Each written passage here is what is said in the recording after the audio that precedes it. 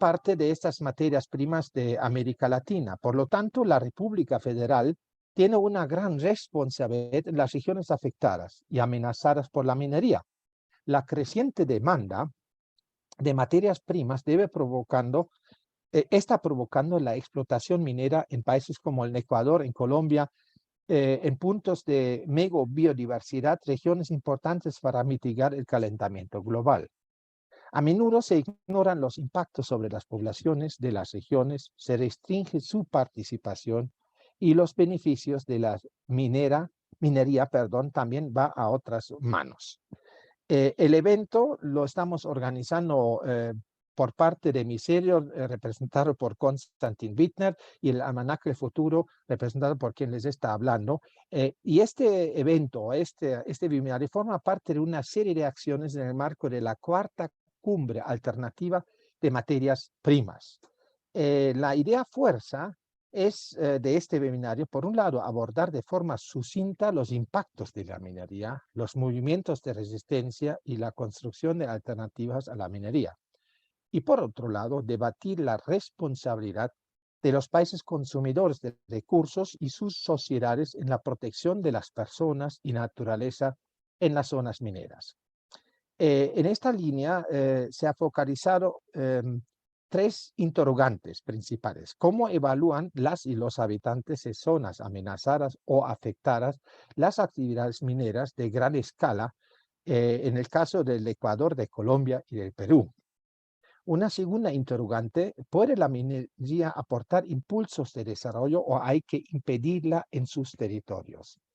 Y la tercera interrogante, ¿qué estrategias se utilizan para resistir ante el extractivismo y regenerar dinámicas y lógicas alternativas como tal? Para esto estoy muy feliz de poder solicitar, mejor dicho, saludar y presentar a las personas las que aceptaron la invitación y que nos van a acompañar el día de hoy. Estoy hablando de Teolinda Calle Barreto. Teolinda es miembro fundador del Comité de Gestión para la Creación del Corredor Ecológico del Oso Andino, CACOA, y procuradora de la Consulta Popular Quito Sin Minería para proteger el Chocó andino de la minería metálica. Y ahora voy a cambiar de vista para que vemos a las personas como tal. Continúo presentando. Saludo y agradezco también a María Fernanda Montoya. María Fernanda es comunicadora, es periodista y es directora de teatro. Participa en el movimiento Visión Sur-Oeste por la defensa de las montañas del sureste de Antioquia, en Colombia, y la regeneración de estos territorios. Ahí es responsable de la comunicación estratégica de Visión Sur-Oeste. Y saludo y le agradezco también la participación, la aceptación y la invitación a Nicole Marrón. Nicole es residente peruana de nacionalidad suiza. Ella es periodista y directora de documentales con su reciente producción sobre las ecuaciones entre norte y sur, violencia y medio ambiente en torno a la megaminería. Y como no podía faltar, a Konstantin Wittner, el cogestor del evento. Konstantin es consultor de Miserio en torno al impacto de minería, extractivismo y alternativas en América Latina.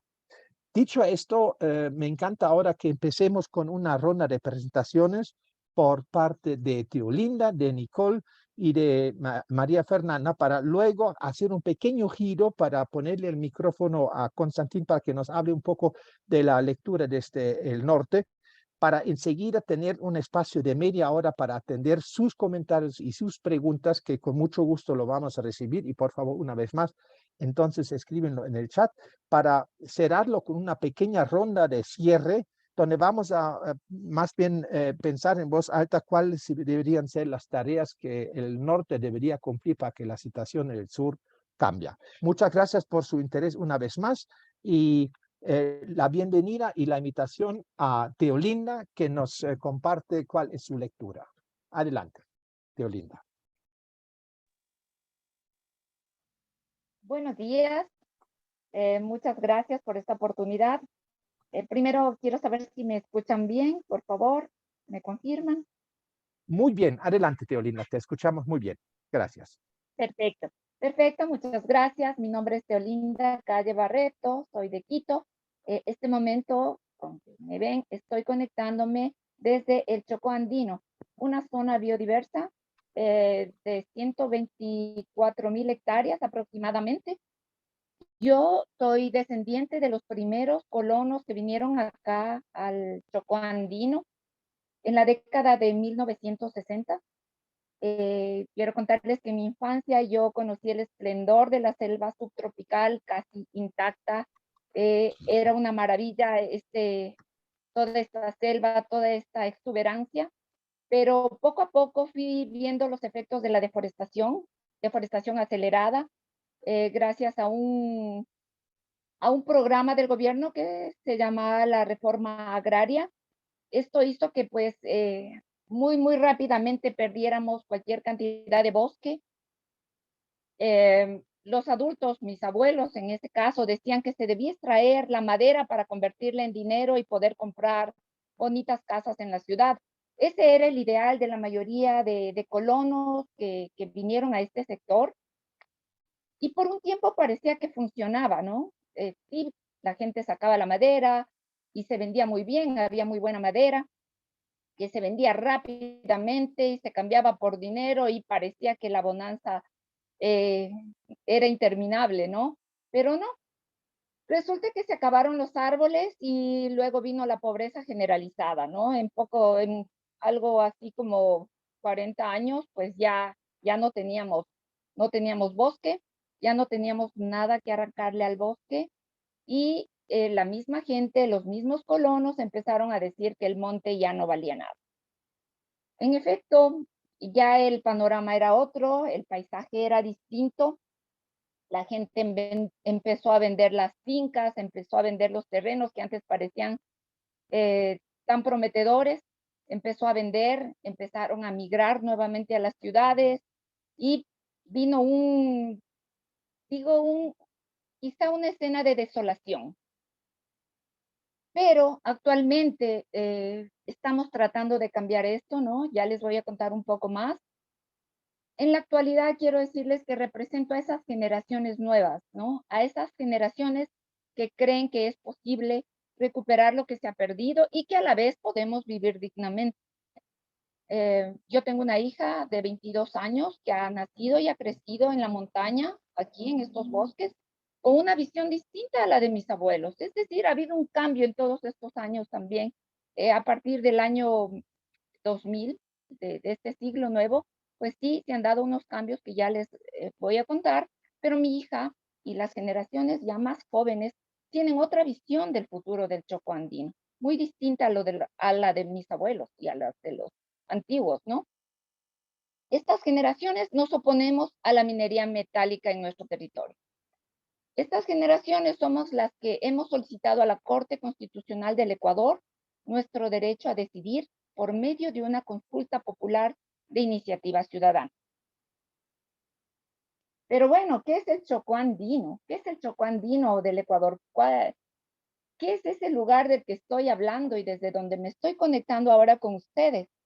El Chocó andino es una de las zonas más biodiversas del planeta, una de las 600 reservas de biosfera declaradas por la UNESCO en el mundo. Tenemos más de 100 especies de mamíferos, entre ellos el oso de anteojos. Tenemos aproximadamente 700 especies de aves, más de 3.000 especies de plantas. Nuestro territorio tiene 5 áreas protegidas que han sido solicitadas y gestionadas por nosotros, por los habitantes del Chocó andino. Producimos agua, producimos aire limpio y alimentos para varias ciudades del país. También somos cuna de la cultura yumbo, es el pueblo originario de aquí, de este sector, cuyos restos arqueológicos están distribuidos por toda la región, al mismo tiempo que 12 concesiones mineras que ya no pueden esperar más para extraer el oro, la plata y el cobre que se hallan en nuestro subsuelo. Además, tenemos 6 concesiones mineras que también están esperando al gobierno a que les dé su aprobación para que puedan también operar aquí. Es decir, tenemos por un lado una zona biodiversa, gente que ha trabajado mucho por conservar y por un modelo de desarrollo sostenible, y por el otro lado, un gobierno que ha distribuido concesiones mineras en ese mismo sector. ¿Qué ha pasado? Que hace algo más de 20 años, nosotros los habitantes de aquí, viendo ya que no había nada que extraerle al bosque, como dije, empezamos a buscar alternativas, alternativas para recuperar estos espacios degradados y para cambiar esta matriz extractivista por la matriz regenerativa y sustentable. Pensando en el futuro de nuestros hijos, pues creo que lo hemos ido logrando. Ahora los árboles están volviendo a crecer, estamos salvando a especies de la extinción, como el oso de anteojos, por ejemplo. Tenemos ahora una muy buena población de osos de anteojos que casi estaban extintos, a los que se monitorea, a los que se les da medidas alternativas a los colonos para que podamos convivir en armonía, aunque nos falta mucho, tengo que decirles que nos falta mucho, pero hemos avanzado bastante. Por otro lado, hemos tenido el turismo de naturaleza, que muchos de los que vivían del extractivismo ahora se han cambiado al turismo de naturaleza. En el caso mío, por ejemplo, yo tengo una cafetería donde mi principal producto es el paisaje y las aves que están en el sector. También tenemos el café, el cacao, la panela orgánica, la artesanía, que ahora son fuente de trabajo y ayudan a mejorar el nivel de vida de muchas familias de aquí del Chocó Andino, de la mayoría de familias. Hemos trabajado muy duro para que se dé esta transformación. Es difícil contarles en 8 minutos todo lo que ha implicado esta transformación. Nos ha costado bastante. Y se ha podido dar gracias a que estamos convencidos de que la riqueza del Chocó Andino está sobre la tierra y no bajo ella. La consulta popular que estamos proponiendo al Estado ecuatoriano es una alternativa democrática. Somos gente pacífica, somos gente de bien, somos gente que queremos hacer bien las cosas y que pensamos en nuestro futuro. Creemos que esta alternativa nos va a ayudar a vivir y trabajar según nuestra decisión. Queremos vivir en armonía con la naturaleza. Quito Sin Minería es un colectivo formado por varios colectivos y organizaciones, personas tanto del territorio del Chocó Andino como también de la parte urbana de Quito. Nos hemos unido para lograr esta consulta en la que todos los quiteños podamos decidir si queremos prohibir la minería en los bosques que son nuestro hogar y que también son parte de la Reserva de Biosfera del Chocó Andino. Es importante contarles que gran parte de las organizaciones comunitarias del Chocó Andino que trabajan por el desarrollo sostenible están lideradas por mujeres. Quizá porque estamos más ligadas a la tierra y porque estamos más conscientes del futuro de nuestros hijos. Son las mujeres de las asociaciones de la panela las que más han luchado por defender este territorio de la minería. Son ellas las que han sido criminalizadas. Son ellas las que reciben el maltrato de las autoridades o de los empleados de las empresas mineras.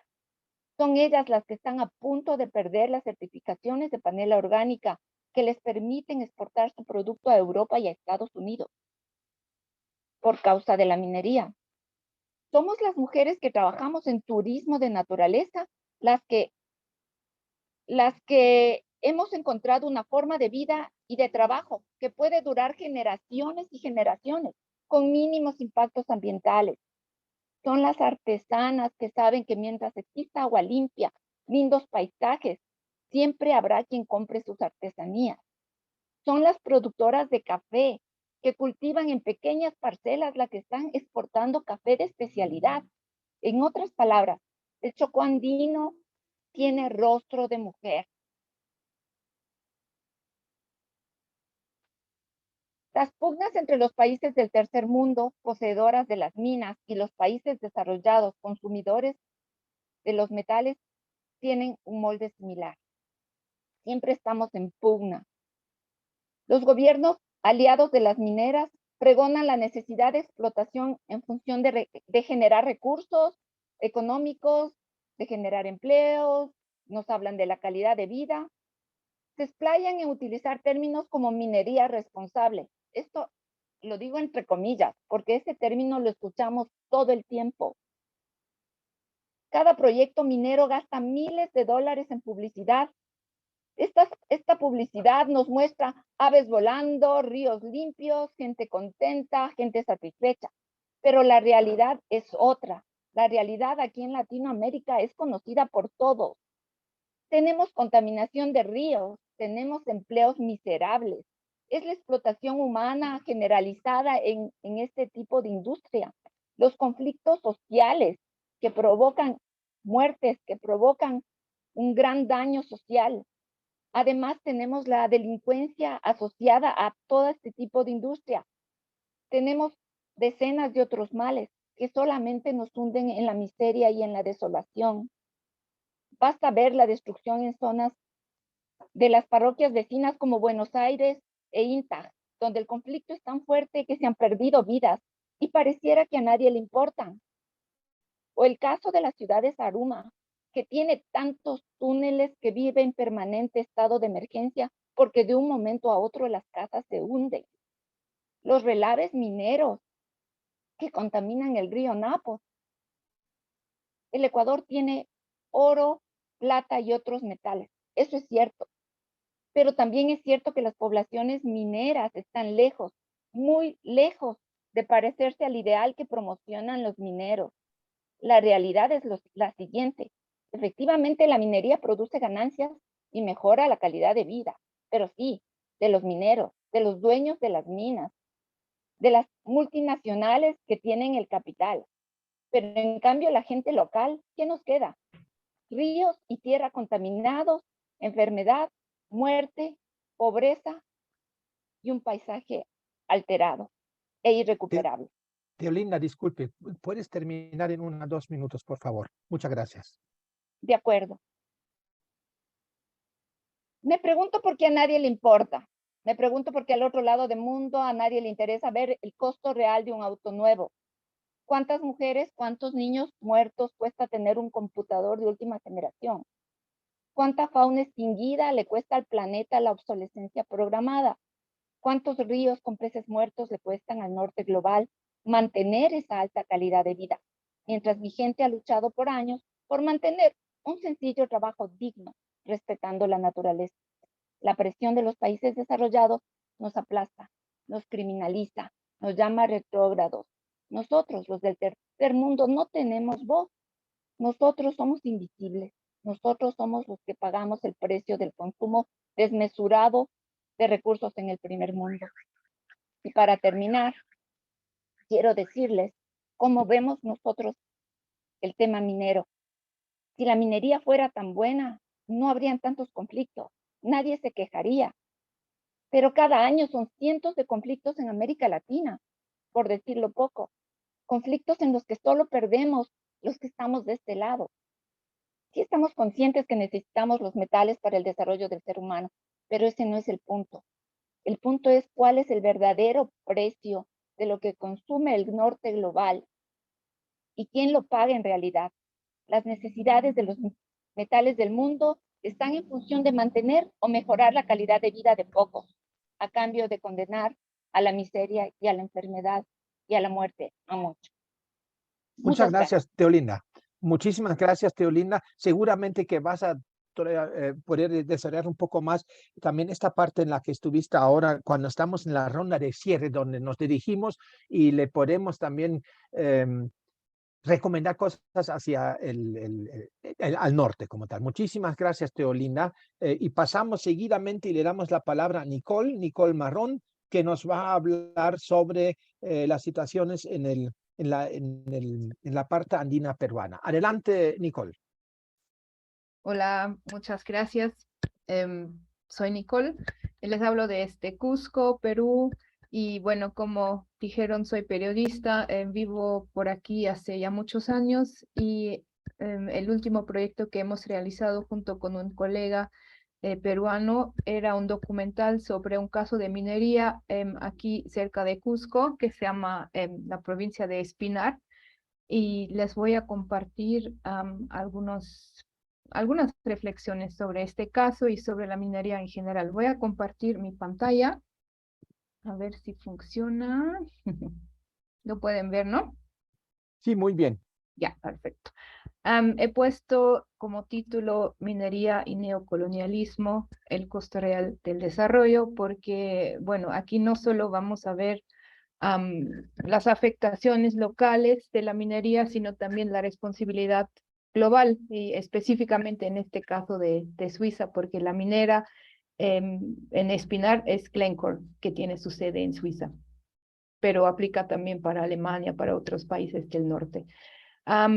Les voy a compartir también algunas imágenes. Esas imágenes no son de Espinar, sino de Cerro de Pasco, que es un lugar minero en el centro del Perú, y podemos ver tanto en Google Maps como también en la grabación del dron que hicimos allá, la contaminación de una laguna que da también a una reserva natural, y lo que vemos es, bueno, la afectación de los metales que contaminan lagunas, ríos, etcétera. Entonces, las consecuencias de la minería aquí en el Perú, pero también en otros lugares, en general son la contaminación de suelos, de aguas y del aire, a tal punto que los animales se enferman, mueren o nacen con malformaciones. Eso se refiere tanto a animales silvestres como a aves, como peces o ranas que generalmente ya no viven en esa zona, ya han muerto, pero aplica también a animales domésticos como ovejas o vacas en las comunidades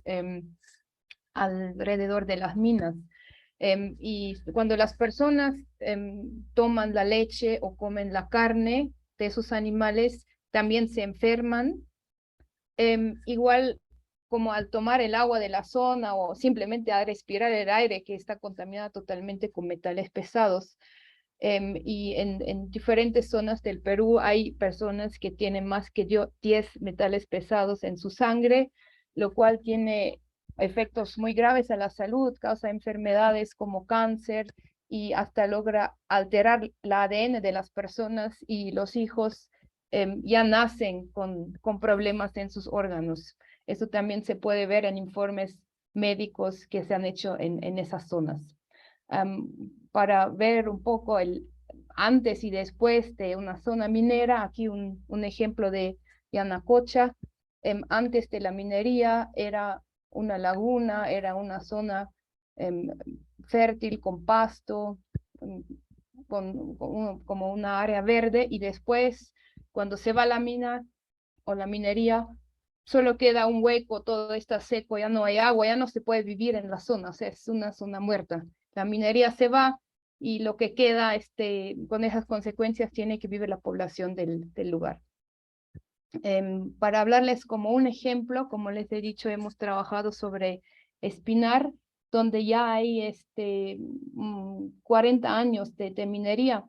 Y Espinar, de hecho, es una de las zonas mineras más importantes del Perú, más antiguas también.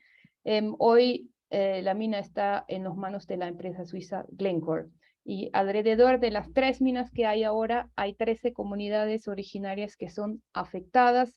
Aquí abajo pueden ver la imagen de una señora que hemos entrevistado también, que muestra, bueno, el esqueleto de sus ovejas que ha muerto, y nos cuenta también que cada vez que deja pasear sus ovejas cerca de esa zona de la mina, mueren frecuentemente sus ovejas, pero cuando las lleva a otra zona más lejana, ya no mueren. Es un tema un poco complejo, se podría decir, porque los testimonios de los comuneros y de las comuneras muestran claramente de que cuando llegó la mina empezaron a cambiar las cosas. Se enfermaron los animales, las personas también, ya no había animales en los ríos, pero el Estado y las empresas dicen no está científicamente comprobado que es a causa de la mina. Y los testimonios de los comuneras como que no cuentan porque supuestamente no es una prueba. Y se dice que la zona está mineralizada naturalmente, pero bueno, o sea, al ver qué ha pasado desde que llegó la minería, creo que tendría que ser vigente creer en eso sin tener, entre comillas, una prueba científica, ¿no? Nos pidieron también hablar sobre alternativas a la minería. En el Perú se dice que una alternativa para muchas familias sería la agricultura familiar. Y también hay cifras que muestran que la agricultura da trabajo a muchas personas más que, por ejemplo, la minería.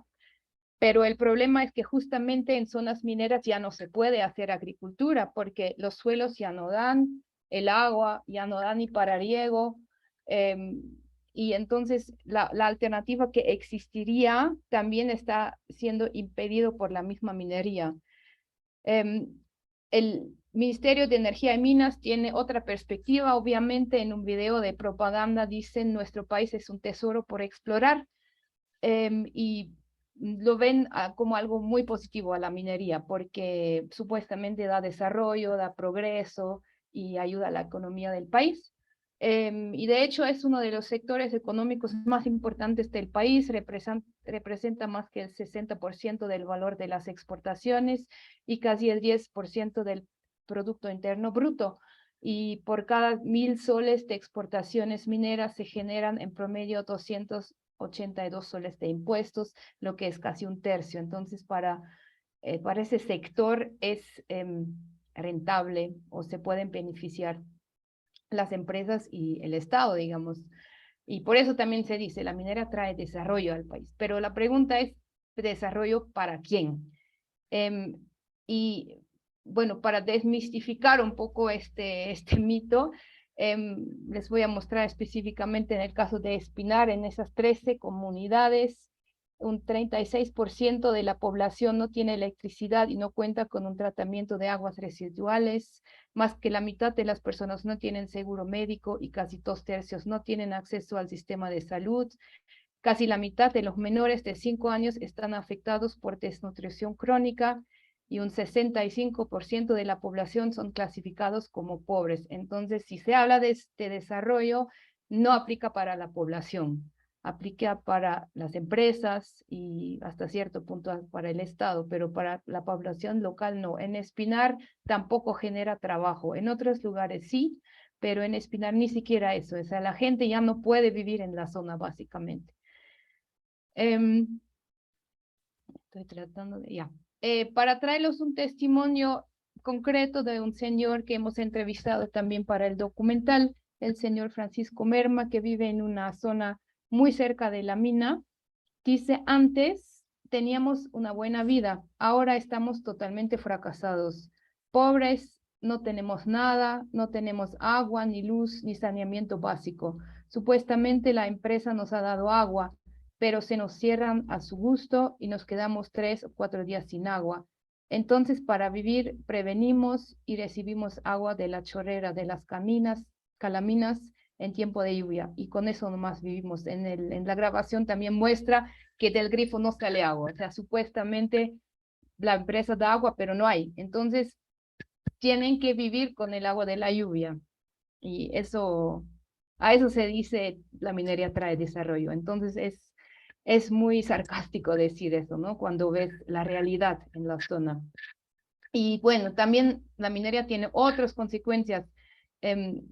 Por ejemplo, como también mencionó Teo, causa muchos conflictos. En el Perú, según datos de la Defensoría del Pueblo, un 42% de todos los conflictos sociales a nivel nacional están relacionados con la minería. Y eso es muy llamativo porque, o sea, no sé cuántos porcentajes, creo que 14% del territorio peruano está concesionada por la minería. Entonces, en esos 14% se causa casi la mitad de los conflictos sociales. En las mismas zonas, a veces es casi la mitad del territorio que está concesionado. Y personas que protestan, las personas afectadas, ¿no? Protestan para hacer respetar sus derechos fundamentales, como acceso al agua limpia, a un medio ambiente sano o al sistema de salud. Esas personas son criminalizados. Se les llama también en algunos medios de comunicación antimineros, antidesarrollo, incluso a veces se les dice terroristas que protestan porque quieren beneficiarse. Y es complicado quizás hacer entender a las personas hasta en Lima o en el extranjero que no son terroristas, están reclamando sus derechos fundamentales. Y periodistas que hacen la cobertura son amenazados, son denunciados, a veces disparados. Mi colega con el cual he hecho el documental fue disparado, solo por suerte no le ha entrado la bala. Fue denunciado, tiene varios procesos, fue robado, fue golpeado y todo eso por mostrar la realidad que se vive en Espinar, porque el Estado no quiere que se muestre y tampoco la empresa. Las agresiones no solo son de la Policía Nacional, sino también del personal de seguridad de la empresa de Glencore. Y para terminar, quiero mencionarles el ejemplo de un señor que ha luchado por muchos años, el señor Oscar Moyoanca, que era 2 veces alcalde de Espinar y que fue denunciado por participar en marchas. En primera instancia fue sentenciado a 21 años de prisión y a una reparación civil de $5 millones, o sea, solo por protestar contra esa contaminación y esa afectación de la mina. La sentencia que tiene de más de 20 años es casi igual como para un violador sexual o un asesino, o sea, solo por reclamar sus derechos se dan sentencias de esa magnitud, se puede decir, solo para mostrarles un poco qué pasa con la gente que lucha contra la mina. El señor Oscar Moyoanca, que siempre luchaba en primer fila por muchos años, en marzo de ese año, hace pocos meses, fue encontrado muerto en un cerro cerca de su casa y todavía no se ha declarado la causa de su muerte. La fiscalía dice, la policía dice que supuestamente había sido un toro que le había atacado, pero ni siquiera hay toros en esa región y todo está muy sospechoso.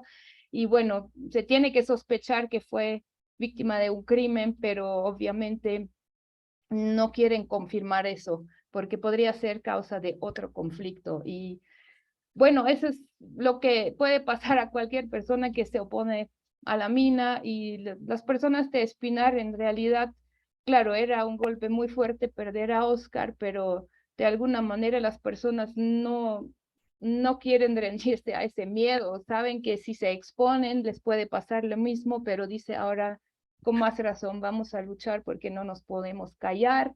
Y también en este proceso, con eso termino, en ese proceso de grabar el documental hemos hablado con muchas personas y les hemos dicho, mira, ese documental se va a ver en línea, se va a hacer proyecciones aquí en Europa. Tienes que tomar en cuenta las consecuencias que puede tener. ¿Quieres participar? ¿Quieres mostrar tu cara? ¿Quieres dar tu nombre? Y algunas personas han dicho, no, prefiero protegerme. Y otros, lo que aparecen, dicen, sí, con más razón, quiero dar ese mensaje, quiero mostrar lo que está pasando aquí y todo lo que puede pasarme después ya lo tomo como riesgo. Entonces, la población está fuerte y no quiere ser callada, y con el documental queríamos también dar un espacio o una plataforma para que puedan dar su mensaje. Y con eso termino. Ya el tema del norte ya hablamos después. Muchísimas gracias, Nicole. Exactamente en la parte para después. Gracias a ti, y seguidamente le damos la palabra y la invitamos cordialmente a María Fernanda. Adelante, María Fernanda. Hola, muy buenos días para todos y para todas. Como Jorge ya les contó, mi nombre es María Fernanda Montoya y estoy en representación de un movimiento que promueve el desarrollo regenerativo en el suroeste antioqueño, en Colombia. Primero les quiero mostrar dónde estamos ubicados. Nuestro territorio está en esta parte, en un punto de concentración de mega biodiversidad conocido como el hotspot de los Andes tropicales. específicamente también en una provincia administrativa que se llama la provincia Cartama, donde hay 13 municipios. Así que bienvenidos y bienvenidas a este territorio que también tiene mucho que ver con el territorio que ya nos describió y nos contó Teodolinda hace un momento. Nuestro movimiento partió como un movimiento de comunicaciones, como una campaña de comunicaciones en el 2019. Estábamos buscando la manera de visibilizar el conflicto socioambiental que estaba generando en este territorio la multinacional minera AngloGold Ashanti, con la idea que tienen desde hace más de 17 años que están en este territorio explorando de desarrollar un proyecto de megaminería. Ya han revelado sus intenciones y lo que pretenden hacer es un distrito megaminero donde inicialmente habría 5 minas. El primero de estos 5 proyectos es un proyecto que se llama Quebradona, para extraer de las montañas alrededor de 130 millones de toneladas de material de un concentrado polimetálico que tendría oro, plata, cobre y molibdeno. Lo que hicimos en 2019 entonces fue empezar a visibilizar la lucha de las comunidades que habitan ese territorio y que lo defienden. Inicialmente empezamos con una red social que se llama La Montaña Mi Hogar, y después en 2020, cuando nos dimos cuenta que era urgente que la opinión pública y el gobierno giraran su mirada sobre este territorio, iniciamos una segunda campaña a la que llamamos Salvemos al Suroeste, y en la que le pedíamos a la gente que valoraran y nos ayudaran a cuidar este territorio. Aquí están algunos de los ejemplos de esas comunicaciones que hicimos para ese entonces. Es importante también mencionar que, como en el caso de Perú y de Ecuador, en Colombia hay un vacío legal que impide que las comunidades y los territorios decidan sobre las verdaderas vocaciones que quieren defender y sobre la manera en la que quieren vivir. En 2018, la Corte Constitucional colombiana, a través de su sentencia SU 095, decidió eliminar o anular las consultas populares. Es decir, a las comunidades en Colombia no se les preguntan si quieren un proyecto de minería o de extracción de hidrocarburos en sus territorios, porque durante esos años las consultas que se estaban haciendo antes del 2019 estaban mostrando que ese tipo de proyectos no iban o no eran coherentes con el desarrollo que las comunidades querían para sus territorios. Así que el gobierno decide tumbarlas ese año, y desde ese año se le pide al Congreso que legisle y que busque herramientas de participación que hoy todavía el Congreso le adeuda al país y a las comunidades. ¿Qué decía la gente o qué dice la gente? Aquí les quisiera compartir el video de una de las habitantes de la vereda La Soledad en Jericó, que es donde la mina AngloGold Ashanti, o la minera más bien, pretende tener su presa de relaves.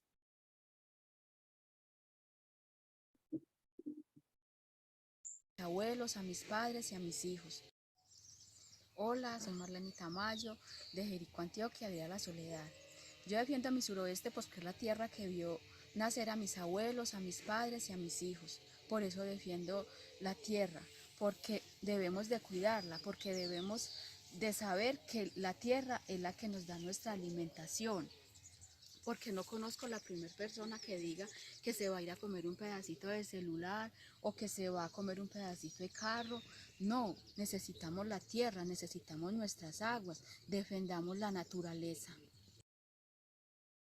Como el testimonio de Marlene, durante esta campaña recogimos alrededor de 250 testimonios en los que el llamado era muy claro.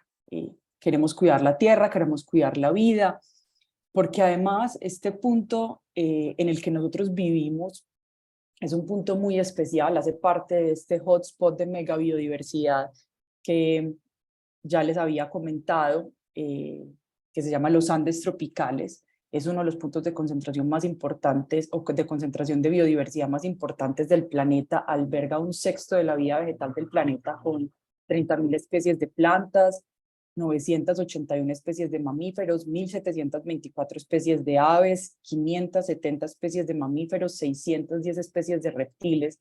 Y esto no significa otra cosa que agua, alimento, cultura, descanso y, por supuesto, soluciones para la peor crisis que enfrentamos como humanidad. Somos un territorio campesino, somos un territorio mega biodiverso, y esas dos cosas confluyen en las verdaderas vocaciones que queremos defender, que son el agro, el turismo y la cultura. No queremos que ninguna multinacional venga a cambiar esa vocación y digamos que esa forma de vida que hemos defendido por años. Este territorio además es cuna de la cultura cafetera. Antioquia es uno de los departamentos, Antioquia donde están ubicadas estas montañas, es el departamento que más café produce en nuestro país, y esta región específicamente produce el 75% de ese café. Hoy por hoy también hay proyectos de desarrollo agrícola en temas de cítricos. Somos el segundo productor de cítricos del departamento, y además de cafés especiales y frutas exóticas, por ejemplo, como la gulupa. Aquí les quiero regalar unos minutos de este gallito de las rocas, también otra de las aves más carismáticas de nuestro territorio.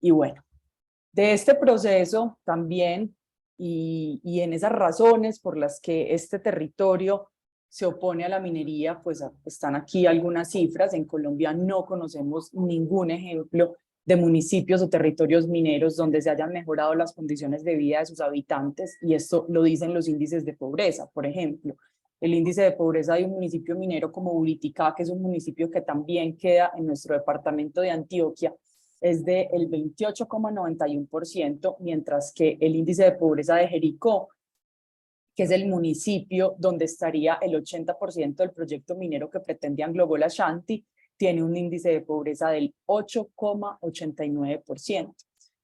A diferencia de Perú, por ejemplo, como lo acaba de contar Nicole, en Colombia el aporte al Producto Interno Bruto del sector minero entre 2005 y 2019 fue tan solo del 0,52%, mientras que el aporte del sector agrícola está por encima del 6%. Entonces, aquí hay muchas razones por las que decirle no a la minería en este territorio. Sin embargo, también es importante contarles que, a pesar de que nosotros empezamos a hacer una campaña de comunicaciones y un movimiento ciudadano que le decía no a la minería, pues no queríamos quedarnos solo en eso y no queríamos dedicar nuestra energía únicamente a la confrontación. Entonces decidimos ese mismo año, en 2020, mientras circulaba nuestra campaña de comunicaciones, lanzar el movimiento de culturas regenerativas o por el desarrollo regenerativo de la región Visión Suroeste. Nuestra misión, inspirados en un nodo de regeneración que hay en Santander, que es otro departamento de Colombia, es juntar las velitas, es decir, hacer que los proyectos que ya están en tránsito hacia la regeneración en nuestra región se conozcan, se fortalezcan y que se pueda tejer entre ellos una comunidad que nos permita blindar ese territorio de propuestas como la del extractivismo.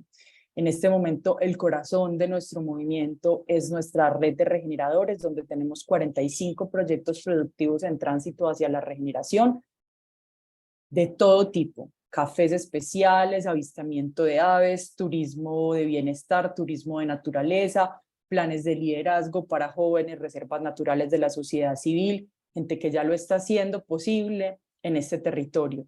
Y hoy por hoy nuestro principal reto es ser sostenibles como movimiento, es transitar de ese proceso de defensa a este proceso de regeneración, porque esto me faltó decirlo, afortunadamente y gracias a este movimiento de opinión pública que se generó entre distintos grupos sociales y distintos defensores del territorio, la Autoridad Nacional de Licencias Ambientales, que es la responsable en Colombia de entregar licencias de explotación a este tipo de empresas mineras, tiene frenado el proyecto, archivó la licencia en noviembre de 2021, es decir, hace casi un año, y en este momento la multinacional minera se encuentra, digamos, como que en un proceso de tener que transformar ese proyecto que pretendía desarrollar en este territorio. Entonces, eso nos ha permitido tener un respiro y podernos dedicar mucho más a esta propuesta de regeneración y a esta propuesta de desarrollo y de lo que sí queremos para nuestro territorio. Entonces, para finalizar, quiero invitarlas a que conozcan este territorio, a que se sumen a este sueño de protección y de regeneración del suroeste antioqueño. Aquí además pueden encontrar todo nuestro trabajo en Salvemos al Suroeste, todo lo que ha sido nuestra campaña y nuestra defensa antiminera, y en Visión Suroeste, todo eso que soñamos para este territorio mega biodiverso. Bueno, eso era lo que quería contarles. Muchas gracias. Muchas gracias, María Fernanda. Mil gracias también para este reflejo, digamos, desde Colombia. Y antes de entrar a atender comentarios y preguntas, una vez más cordial invitado de que ustedes escriben en el chat, en lo posible, no en preguntas, respuestas, sino en el chat como tal. Vámonos al norte y le pongamos el micro a Konstantin Bittner, compañero que trabajo como consultor con Miserior, diciendo cómo te comes este plato. Cuando hablamos del extractivismo minero, el norte, Alemania, el quinto, si no me equivoco, sí, creo que el quinto consumidor, pero el norte en general, viva la pepa, para decirlo de manera popular. Konstantin, ¿qué cuentas? Bueno, muchísimas gracias, Jorge. Saludos a todas y todos y gracias para su participación aquí en este evento. Gracias también a los panelistas y estas presentaciones muy importantes, y gracias también a los traductores que hacen un trabajo inmenso. Muchas gracias. Me parece fundamental señalar algunas cosas. Creo que es importante conocer las luchas y los movimientos de resistencias que protegen los medios de vida de las poblaciones en las zonas mineras, para incluir eso en los debates de qué tipos de transformaciones necesitamos en el norte global y en el sur global. Al mismo tiempo, creo que es muy importante conocer también los discursos sobre valores básicos, especialmente en las zonas mineras, por ejemplo, en las tradiciones andinos, las cosmovisiones andinos, para también usar estos para reflejar fundamental sobre las políticas de materias primas y necesidades de transformaciones. Yo trabajo para Miserior, y Miserior forma parte de un grupo de trabajo que trabaja sobre o con respecto a las políticas de materias primas en Alemania y la Unión Europea, y también sobre los impactos de la extracción que trae la minería. Algunos puntos que ya fueron mencionados me parecen importantes señalar nuevamente. Y también vi algunos puntos en el chat. La extracción de materias primas causa impactos graves hasta irreversibles en las zonas mineras, y no existe minería sustentable en ningún tipo de minería. Entonces, eso significa que tenemos que discutir dónde se puede hacer minería, de qué forma y cuáles son los límites, pero de eso voy a hablar un poco más tarde otra vez. Y la minería genera prosperidad en otros lugares, pero no en esas zonas mineras, normalmente. Las regiones mineras, en su gran mayoría, son las regiones más pobres de los países de extracción. Y en estos territorios, la minería no trae prosperidad ni progreso y tampoco mucho empleo para la población local. Quizás en algunos lugares eso es un poco distinto, pero en la gran mayoría eso es la imagen que yo conozco.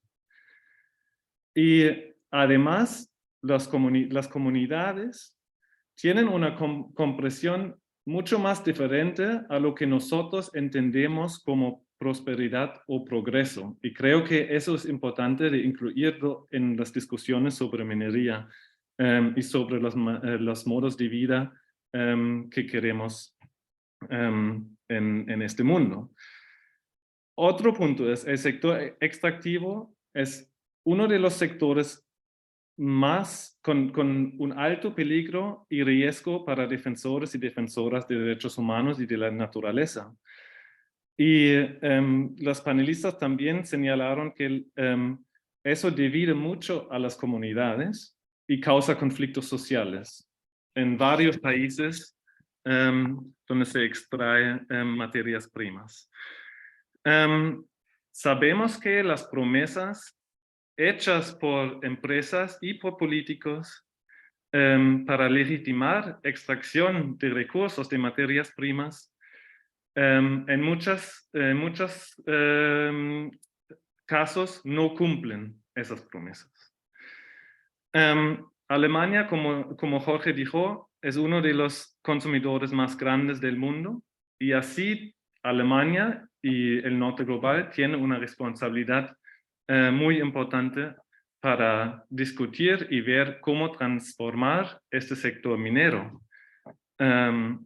Nosotros vemos dos exigentes centrales para esa transición de las políticas de materias primas en Alemania.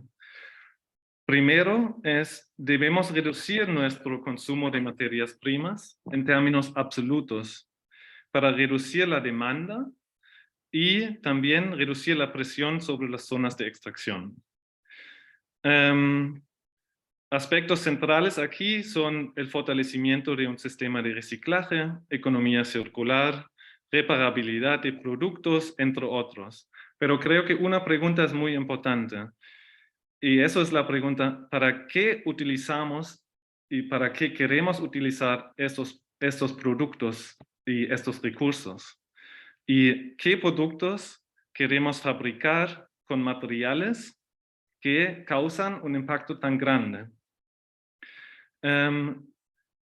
Sectores para reducir esa demanda de materias primas, por ejemplo, en Alemania serían el sector de transporte, sobre todo la transformación de la movilidad individual motorizada y instalar un sistema mucho más colectivo, o también el sector de construcción.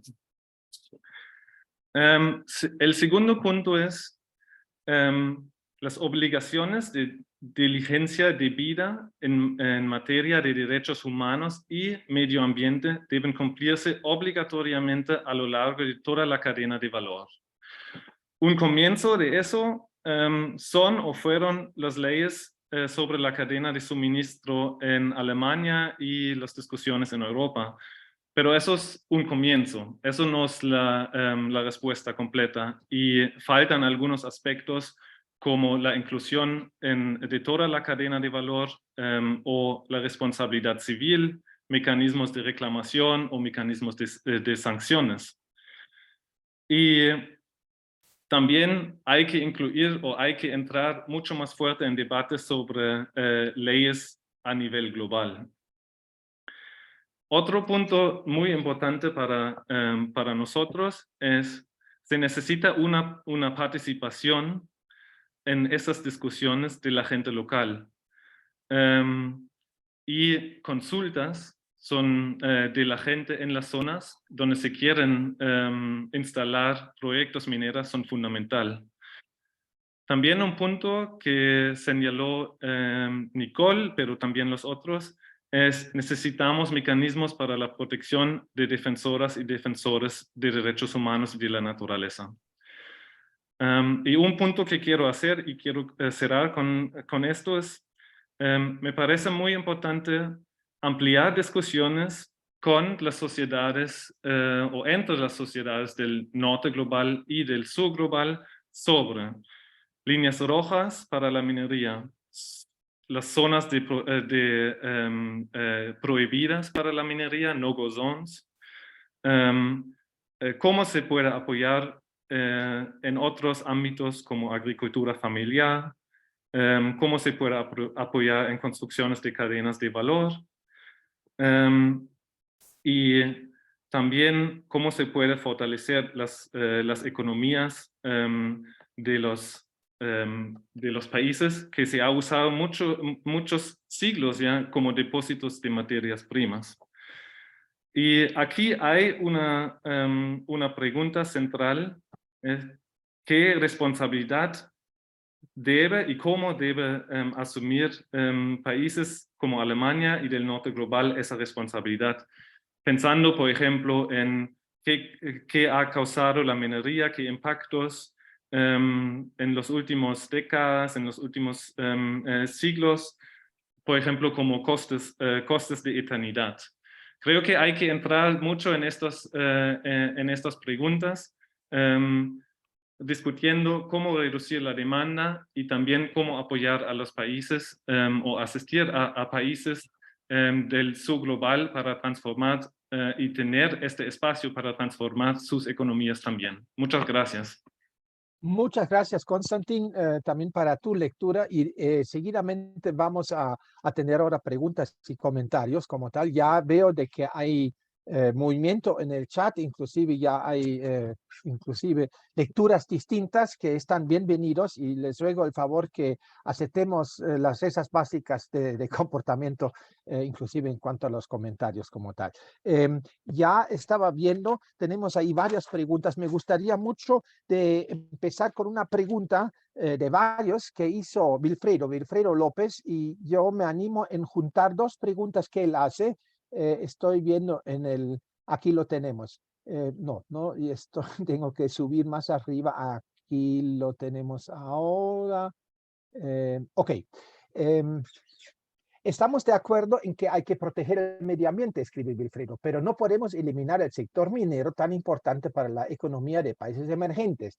Hay un concepto que, si se entiende bien, podría resolver muchos de los asuntos que se mencionan en este encuentro, que sería la minería sostenible. Y de paso, Wilfredo en otro comentario pregunta o comenta más bien también de que hay que hilar muy fino, quiere decir de distinguir entre lo que es la minería legal y la minería ilegal. Y la sospecha de Wilfredo es que posiblemente los destrozos y sobre lo que ustedes mencionaron, lo que es más que preocupante, es más bien atribuible a la minería ilegal que ilegal como tal. No sé quiénes de ustedes quisieran empezar. Les ruego a las panelistas que sean bien precisos y bien breves porque hay varias preguntas. Adelante. Teolinda, adelante. Bueno, gracias. Considero que la presión que se ejerce sobre nosotros, sobre los que producimos o los que tenemos la materia minera, el material minero, es demasiado fuerte y no contempla todo lo que se pierde y todo lo que realmente cuesta. La minería responsable, yo no la conozco, no la conozco. Mi país está lleno de ejemplos. No la conozco en cuanto a la minería legal e ilegal que dice. Nosotros de aquí en el Chocoandino pensamos, ¿por qué alguien nos tiene que imponer a qué debemos dedicarnos? Es decir, estamos mucha gente enfocados en distintos tipos de actividades, como mencioné, la panela orgánica, el turismo, el café, el cacao orgánico. ¿Por qué nos tiene alguien que imponer? No se dediquen a esto y dedíquense a la minería. Los que están trabajando en esto ahora trabajen en la minería. ¿Por qué alguien tiene que imponernos? No hallo la respuesta a eso. Si hemos decidido, nuestra región tiene pocos habitantes, y esos pocos habitantes hemos decidido un modelo de desarrollo, tenemos una vocación de trabajo y de desarrollo en armonía con la naturaleza. ¿Por qué alguien tiene que obligarnos? ¿Por qué alguien tiene que decirme que tengo que tener permitir que se haga un túnel debajo de donde yo vivo, donde estoy en este momento, donde estoy sobre una concesión minera. ¿Por qué alguien tiene que imponerme que se hagan túneles y que los osos de anteojos que hemos salvado de la extinción tengan que ponerse en peligro? Eso solo por los osos, porque mi familia, mi hija que podría vivir de lo que yo vivo muchas generaciones, ahora tengan que decirle, ahora tú vives de la minería, por ejemplo. ¿Qué es lo que pasa? Estoy solo un ejemplo. Entonces, no sé, yo no encuentro respuestas para que alguien nos tenga que imponer algo que no va contra nuestra vocación, algo que atenta contra el ambiente, algo que atenta contra el futuro de nuestros hijos. Yo no veo por dónde. No es lógico. Muchas gracias, Teolinda. Adelante. Yo quisiera decir que como Teolinda no conozco en el país ningún ejemplo de minería sostenible.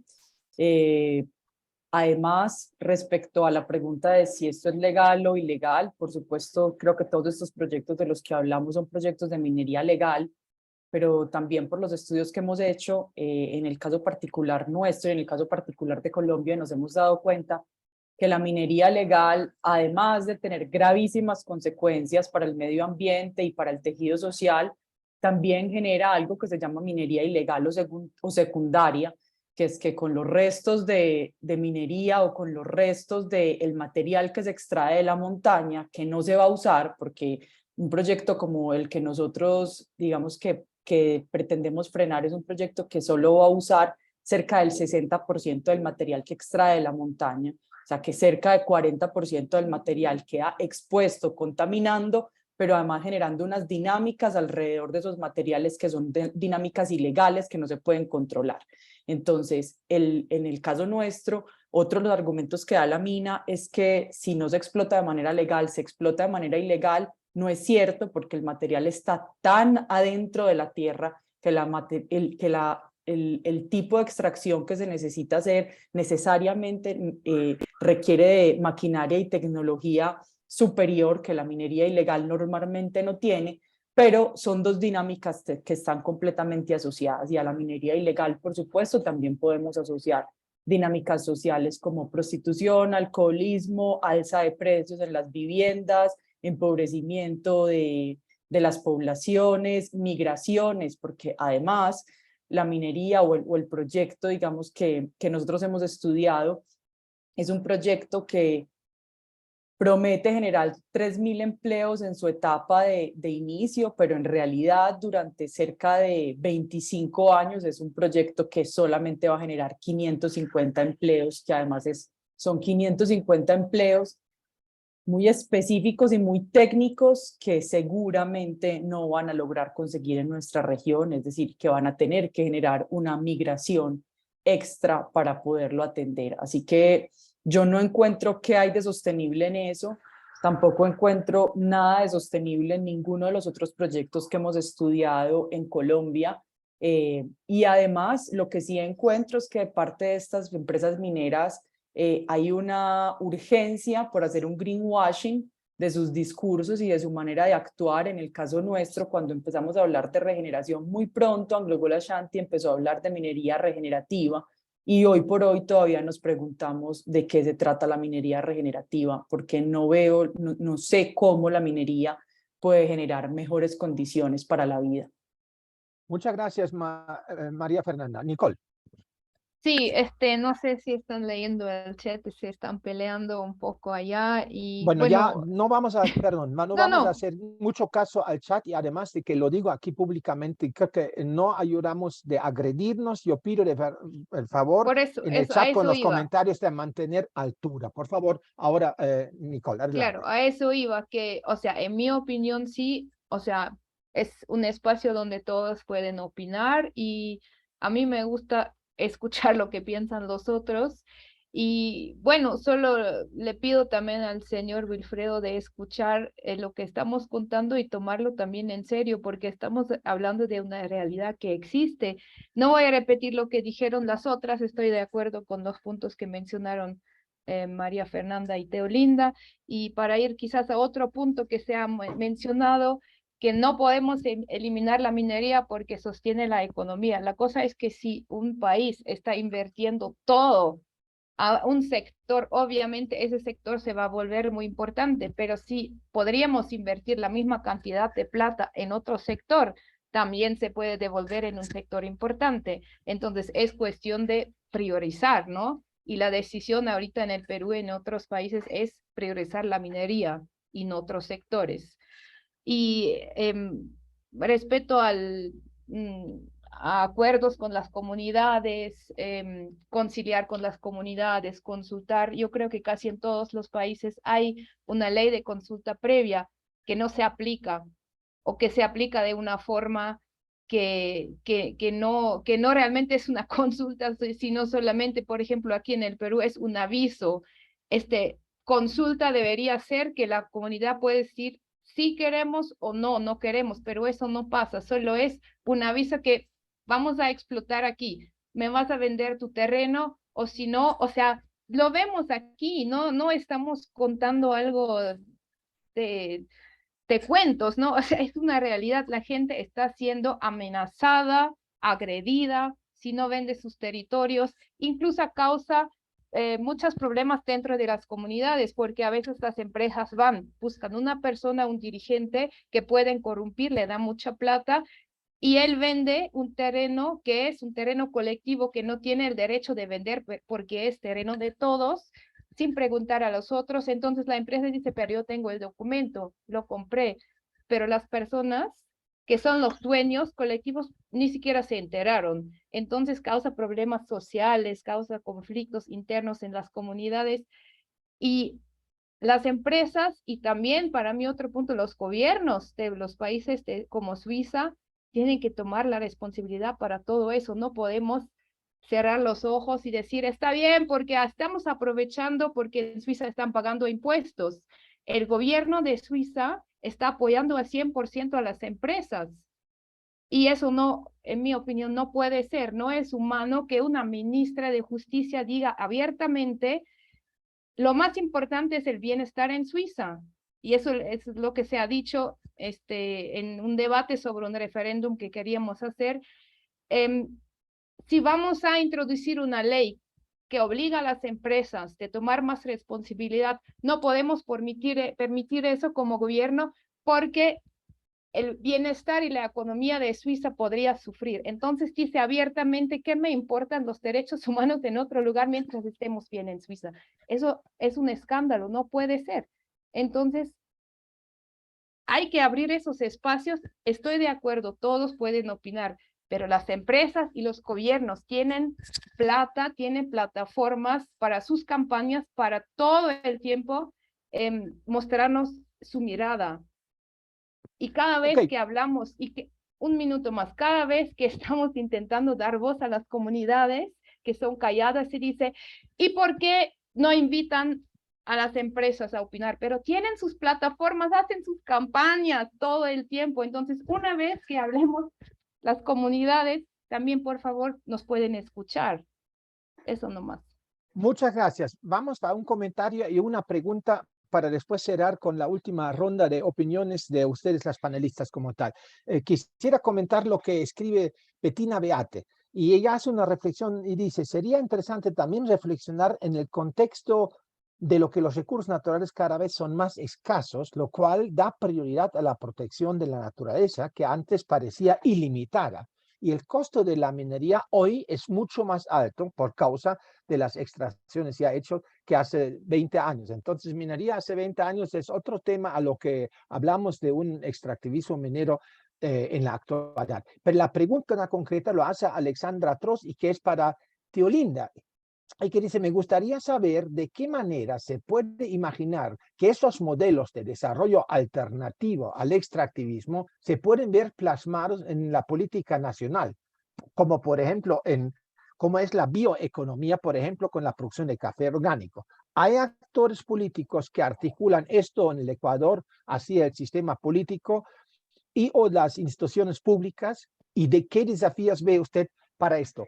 Por favor, Teolinda, muy breve si podrías atender esta inquietud por parte de Alejandra. Adelante. Gracias. Bueno, actualmente el gobierno tiene como prioridad la minería. Todos estos otros sistemas alternativos que proponemos las comunidades prácticamente no tienen apoyo, al menos por parte del Estado. Si es que logran sobrevivir, si logramos que sobrevivan y hacer algo, es por el apoyo que a veces tenemos de algunas organizaciones, pero sobre todo por nuestra propia dinámica. Por parte del gobierno no lo tenemos, pero nosotros creemos que hay un gran futuro en diferentes alternativas a la minería. Gracias. Muchas gracias, Teolina, y pido disculpas también a todas las personas que hicieron comentarios todavía, más que preguntas ni los comentarios en el chat. Muchísimas gracias. Yo quisiera más bien entrar en la última ronda de opiniones y invitamos otra vez a nuestras 3 invitadas. Esta vez invitamos a María Fernanda, seguido por Nicole y por Teolina. Por favor, si pueden contestar en 3 minutos, yo sé que es mucho pedir, sobre una pregunta. ¿Cuál debe ser el papel del norte global para posibilitar escenarios de salida del sur global de la espiral del extractivismo? Ojo, no estamos hablando de salida de la minería, sino del extractivismo como tal. Sí, eso creo que. ¿Y quién debería hacer qué cosa en el sur y en el norte? Dando prioridad un poco a cuál podría ser la tarea del norte como tal. Empezamos con María Fernanda. Adelante. Gracias, Jorge. Bueno, yo estuve pensando mucho en esta pregunta y siento que la respuesta que voy a dar es como más del orden emocional. Creo que la crisis por la que atraviesa la humanidad es una crisis de conciencia, es una crisis emocional, es una crisis de soledad, de tristeza, de miedo, y yo creo que en parte esa crisis tiene que ver con, pues, con nuestro estilo de vida, por supuesto, y con la desconexión que ese mismo estilo de vida nos ha llevado a tener de la naturaleza. Así que creo que lo primero que hay que hacer es empezar a mover la estructura social, la estructura de base alrededor de una nueva conciencia que nos permita entender de dónde viene esa necesidad por consumir de manera tan acelerada, y que también nos haga reflexionar como de manera histórica de dónde viene ese privilegio y esa, digamos que en el caso del norte, esa gran capacidad tan distinta a la capacidad de los países del sur global de relacionarse con lo vivo y de estar en la realidad.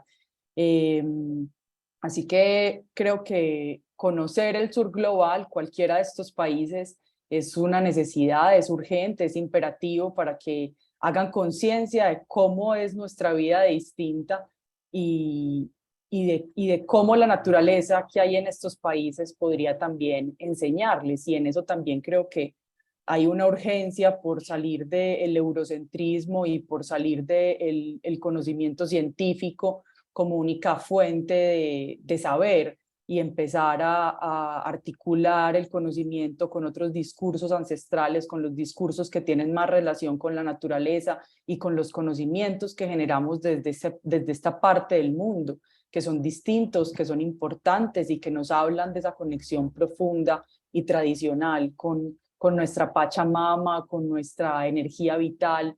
Creo que es urgente que empecemos a generar enlaces y tejidos a partir de la conciencia, del cambio de conciencia, porque necesariamente ese cambio de conciencia va a hacer que la estructura hacia arriba se mueva. Así que creo que la manera es de abajo hacia arriba. Creo que toma más tiempo, creo que es quizá un poco más romántica y más utópica, pero yo creo que esta es la única salida posible, porque de nada sirve que tengamos leyes cuando no tenemos ciudadanos, ciudadanas, habitantes del planeta conscientes y creyentes en la necesidad que hay de conectarnos, de volver a estar en la naturaleza, de volver a escuchar nuestro ser interior y de preguntarnos si realmente esas ideas que tenemos sobre la vida moderna y sobre las necesidades de consumir son nuestras o son impuestas. Yo conocí Europa el año pasado y fue muy impresionante darme cuenta que en realidad hay unos abismos en esas maneras de vivir, que vivimos de unas maneras muy distintas, y que a pesar de que vivimos de esas maneras tan distintas y de que el norte global goza de un privilegio muchas veces a costa de nosotros, pues hay oportunidades de tejer también, hay oportunidades de hacer que esos dos mundos se conecten, que esos dos mundos se enlacen, y justamente creo que este webinar y este encuentro que estamos teniendo aquí pues es un paso importante para que eso suceda, así que también agradezco muchísimo este esfuerzo y les invito a que visiten el suroeste de Antioquia, a que vean esos pájaros, esas montañas, ese paisaje, y cómo ese paisaje también determina nuestras manifestaciones culturales y determina nuestra manera de ser, y que de eso podría servirles a ustedes, y que de lo que ustedes hacen podría servirnos a nosotros para generar una conciencia de unidad. Muchas gracias. Muchas gracias, María Fernanda, y continuamos. Nicole, por favor. Ya, muchas gracias, María Fernanda. Estoy totalmente de acuerdo, y es más, no solo es importante escuchar las voces o el discurso distinto del sur, sino es urgente porque es la última opción que tenemos. Estamos literalmente al borde del colapso de nuestro planeta, y si vemos la manera de vivir, por ejemplo, de los pueblos originarios, eso debería ser el modelo que deberíamos seguir todos, porque si no, muy pronto nos vamos a morir todos, porque tu manera de vida es la manera de vida realmente sostenible. Y seguimos con esa idea que la vida desarrollada supuestamente del norte debería ser el modelo al cual todos deberíamos seguir. No es posible, los recursos no dan. Entonces es la última opción, cambiar ese chip y empezar a pensar de otra manera. Y bueno, no sé, desde Suiza, yo siempre digo también desde Alemania, la sociedad civil tiene herramientas políticas. Podemos tener hasta cierto punto influencia a la política, podemos hacer iniciativas populares como se está haciendo, podemos tener una influencia en el gobierno, quizás mucho más que en otros países, pero muchas personas no se aprovechan de esa posibilidad, y mi llamado a las poblaciones de Europa siempre es comprometerse políticamente, no cerrar sus ojos y realmente intentar de ese lado del norte de realmente cambiar políticas, porque esto puede cambiar realidades en todo el mundo. Y también concientizarse un poco sobre el consumismo, porque cuando yo hablo sobre minería en Suiza, todos me dicen, pero yo no tengo nada de oro, yo no utilizo oro. Ya, tienes un celular, tienes una computadora, todos tenemos. Esos aparatos contienen como 60 metales diferentes, y solo para darles una cifra, la cantidad muy pequeña de oro que está en cada celular causa residuos tóxicos de 100 kilogramos por un celular. Entonces, claro, todos necesitamos un celular, pero por lo menos se podría considerar no comprarse un nuevo modelo cada año solo porque queremos tener un nuevo modelo, y guardar el celular antiguo, ni siquiera reciclar, porque hay una cantidad enorme de metales que están en celulares guardados que no se reciclan. Son como 770 mil millones de toneladas, creo. Sí. De celulares guardados que no sirven, que no se utilizan. O sea, solo como un ejemplo, se podría hacer muchos más ejemplos. Entonces, eso sería, creo. Gracias, Nicole. Tío Linda, adelante. Gracias, Jorge. Bueno, creo que todos coincidimos en que la conciencia es la clave, la conciencia. Hay que bajar la presión de los países desarrollados hacia el sur global, digámoslo así, por esa exigencia de materias primas. ¿Cómo bajamos esa presión? Es la pregunta. ¿Cómo bajamos? Con la conciencia, porque la gente que consume, la gente del norte global, yo creo que no es consciente de cuánto realmente le cuesta un celular o un teléfono, un computador, un auto o cualquier producto que involucre materias primas metálicas. Ni siquiera es consciente, como nos decía hace un momento, la gente piensa que solo es el oro, que solo son las joyas. No es así. Todo el consumo en general implica que alguien tenga que pagar por ese recurso. La conciencia es a través del conocimiento, generar diálogos como este, muchos diálogos como este, donde la gente vaya viendo ese verdadero costo.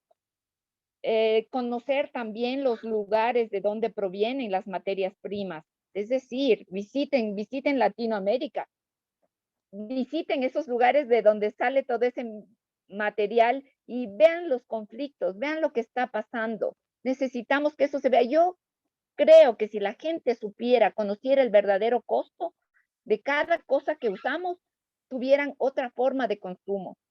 Los gobiernos aquí en Latinoamérica se esmeran por invisibilizarnos. O sea, es una presión sumamente fuerte. Nuestra voz no se escucha. Nadie nos puede ver hacia afuera si no es a través de estos diálogos o de estas ayudas que nos dan para que podamos mostrar la verdadera realidad.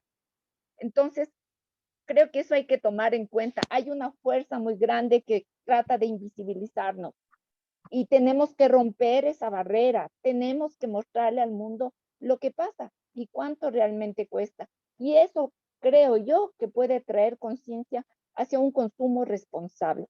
Muchas gracias. Muchas gracias, Teolina. Tú mencionaste ahora algo muy importante del precio real, ¿cierto?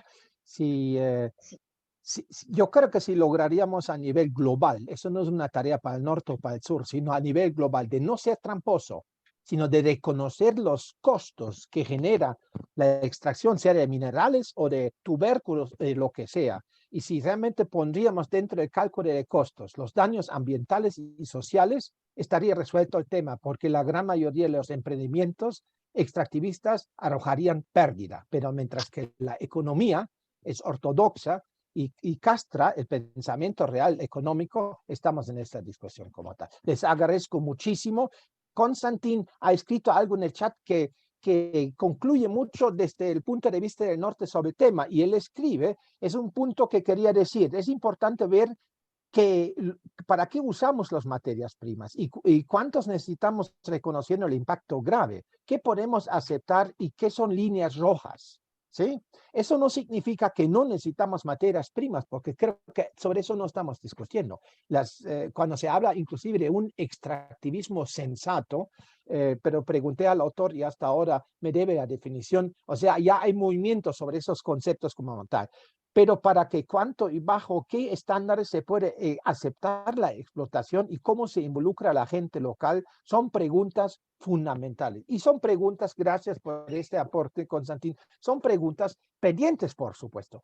De mi parte, en nombre del Almanaque del Futuro y de Mesero, les agradezco por su interés, tanto a las panelistas y al panelista, como también a las personas que nos acompañaron con sus comentarios, con sus preguntas, posiblemente con sus puntos de vista diversas, pero creo que eso forma parte del asunto de que al final construyamos acuerdos entre quienes también de pronto no pensamos tan iguales como tal. Les agradezco muchísimo a las personas, los que estuvieron hasta ahora pendientes de traducir y ojalá no hemos hablado demasiado rápido, me temo que sí.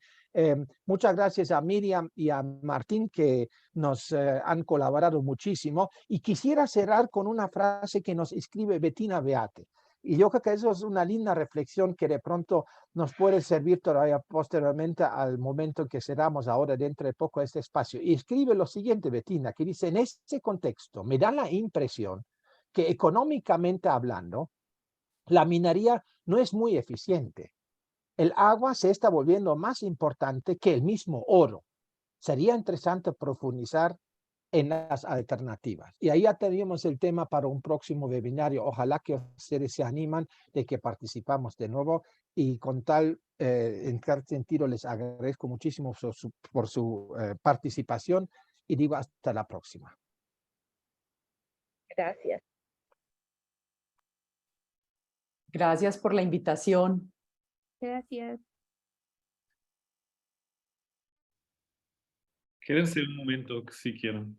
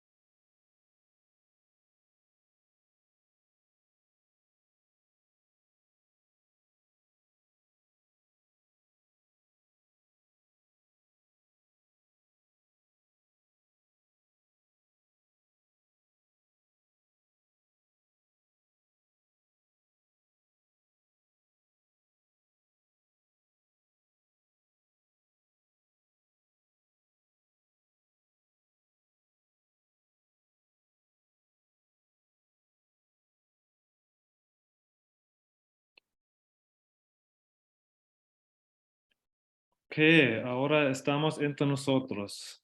Ja, ja, ich musste es zumachen. Nee, da sind sie ja, da sind sie ja. Sind ja alle an Bord. Ja, no Theo. Solo Theo está falta. No, no, no. María Fernanda, está Nicole, Martín, está Miriam. Teo se ha salido, creo. Sí. Bueno, Bueno, el- no sé cómo lo podemos hacer para escuchar también a Miriam y Martín. Miriam, Martín, ¿cómo fue para ustedes? Tienen que entrar al canal original, ¿no? Al principal. No sé si pueden, ¿No pueden? pero quizás yo puedo. O todos vamos al alemán y allá. y hablamos español, sí. Sí, Claro, a ver, pero al canal que se llama alemán. a ver, entonces al Para canal escucharnos. de alemán, a ver. Pero ellos no pueden, Sí, ya claro, te escucho. ellos no pueden escucharnos si nosotros cambiamos. Martín, Miriam, a ver canal. si los demás migran hacia el canal alemán. Ah, ¿Me escuchan? Sí, Es- sí te escuchamos, Nicole. ¿En cuál Sí. canal me escuchan? Y Martín, yo estoy en el no, canal alemán y te escucho. Ah, ya, perfecto. Entonces funciona. Sí, María Fernanda, ¿nos escuchas? Miriam, Constantin, les Martín. escucho, sí. Ya, Martín nos perfecto. sugería dejar de grabar. No sé quién es el que está grabando para Ah, que sí, pare. sí, siguen grabando. Ah, espérense, yo. No, sí, tienen Pero toda que la no se razón. en el video. Ah, Sí, al Martín no le vemos, pero quizás se quiere esconder. no, pero yo no tengo influencia sobre la grabación. A ver,